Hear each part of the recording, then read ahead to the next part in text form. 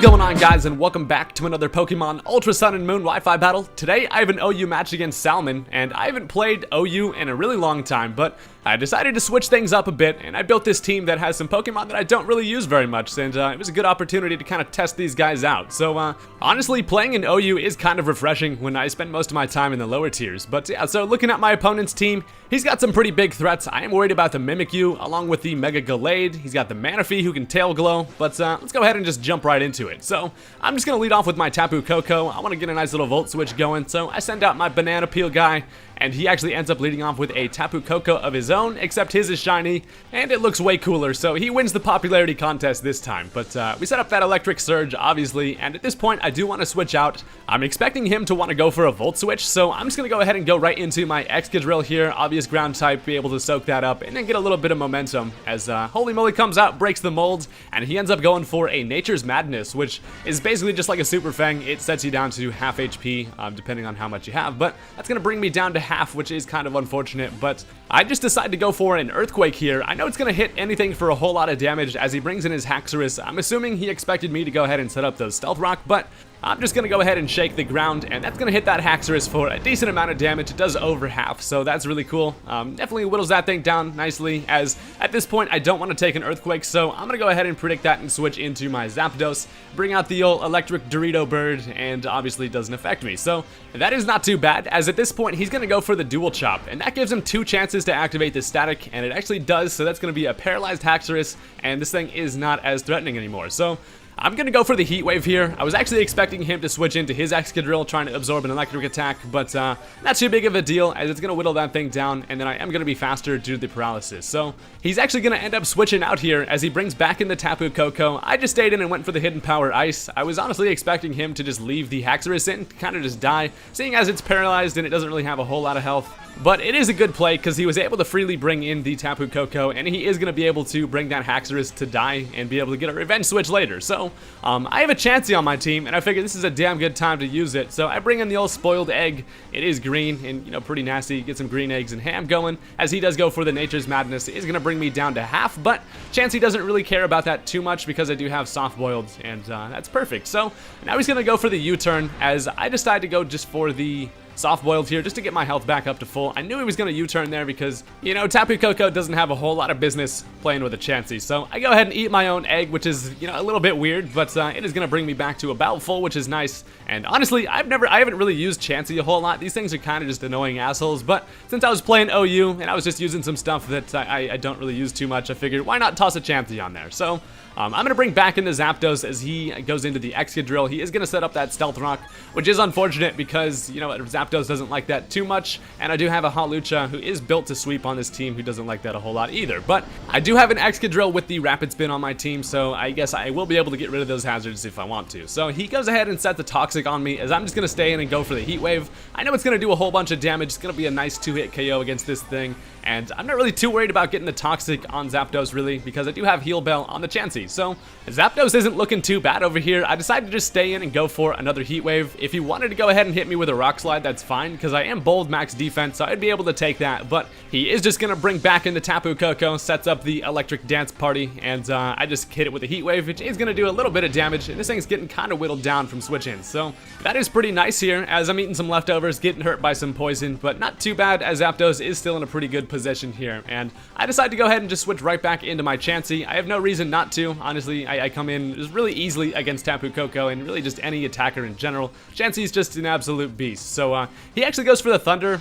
Maybe guessing I was going to stay in there, but the Thunder's not going to do much damage to me at all, even though I don't have any special defense investment. I'm just thick as fuck. Honestly, I'm just a big ball of just thickness. So I decided to go for the Heal Bell here. I want to get rid of that Toxic on Zapdos, as he's going to bring in his Gallade, which I kind of forgot about, as this thing can set up Swords Dances, and he's going to Mega Evolve, and then honestly just be pretty damn scary. So I do have to switch Chansey out. I was kind of hoping that he was going to go just straight for the close combat here, as I am going to bring in Zapdos, who gets kind of destroyed by the Stealth Rock, but he is going to Mega Evolve, and he actually ends up going for the Swords Dance, which I kind of came to expect, but it turns out I can actually live a knockoff after running some damage calcs. So he goes ahead and dances with some swords. He brings out his Yu-Gi-Oh! Dual Disc arms, and his attack is looking pretty beastly here. But luckily, I am a freaking defensive ass Zapdos. You don't see a whole lot of Zapdos in the OU tier, But I do really like this thing as the defense wall. So he goes for the knockoff. I am able to live that with 6 HP, which is amazing. And this allows me to fire off a discharge, which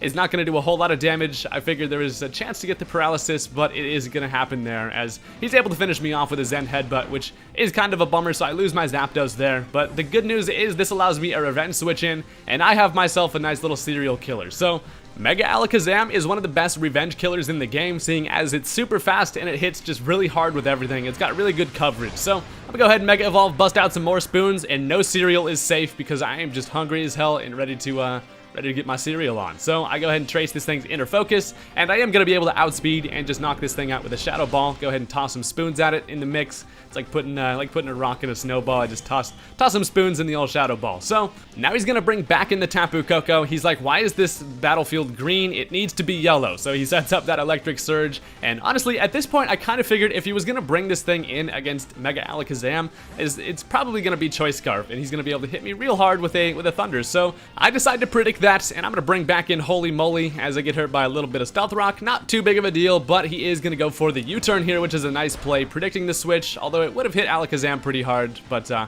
it knocks me down to 69 HP, giggity, and this allows him a switch into whatever he wants, and he decides to bring in the Manaphy. So these things are adorable, but they are just absolute killers, so don't let that fool you, as I am going to be able to get a Rapid Spin off, which is nice, so don't have to worry about those Stealth Rock, as I kind of just decided to sack off Excadrill here. I knew I was faster, so it was a free Rapid Spin, and I am going to go down to a Water Pulse there. So this allows me to go into whatever I want. I'm just going to bring right back in the old Banana, who hasn't gotten to do much, but it's looking like it's his time to shine, seeing as the rest of his team is pretty damn weak to Tapu Koko. So he's going to bring in the freaking Excadrill on the Volt Switch, which is a nice play there, because I am Choice Specs, and now I can't switch my move. So I have to switch out here, and I decide to go ahead into my Hawlucha. I know he's either going to go for the Earthquake, or he's going to set up the Stealth Rock again, as I do pop my Electric Seed, which is really nice because Hawlucha has the ability Unburden, so in addition to the +2 defense boost, I do get a whole bunch more speed. So now I'm fast as hell. I go ahead and just high jump kick this thing right in the face,